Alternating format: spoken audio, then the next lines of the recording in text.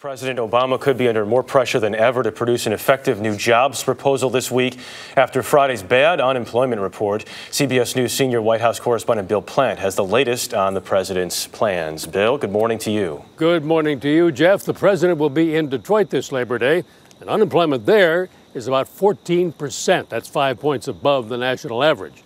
Now, Michigan is a state that he won by a huge margin in 2008.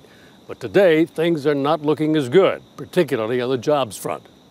At his speech to a labor audience in hard-hit Detroit today, President Obama is expected to hail the success of the 2009 auto industry bailout and call on members of both parties to come together to solve the jobs crisis. There's a lot of talk in Washington these days about creating jobs. But it doesn't help when those same folks turn around and risk losing hundreds of thousands of jobs just because of political gamesmanship. Today's address comes just days after the latest jobs report shows that no new jobs were created in July. A statistic Republican presidential rivals, like Mitt Romney, who considers Michigan one of his home states, continue to hammer the president with. We had last month zero job creation. Look, a shutout is okay in baseball. It's not good when you're talking about jobs. Congress returns from its summer recess this week, and President Obama is calling on lawmakers to extend the transportation bill.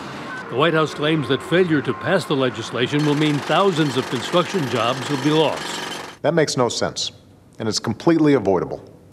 There's no reason to put more jobs at risk. In his big speech Thursday before a joint session of Congress, the president is expected to propose a broad range of initiatives, including tax credits, perhaps as high as $5,000 per employee for companies that hire new workers, job training for the chronically unemployed, extension of payroll tax cuts and unemployment insurance benefits, and trade deals with South Korea, Colombia, and Panama.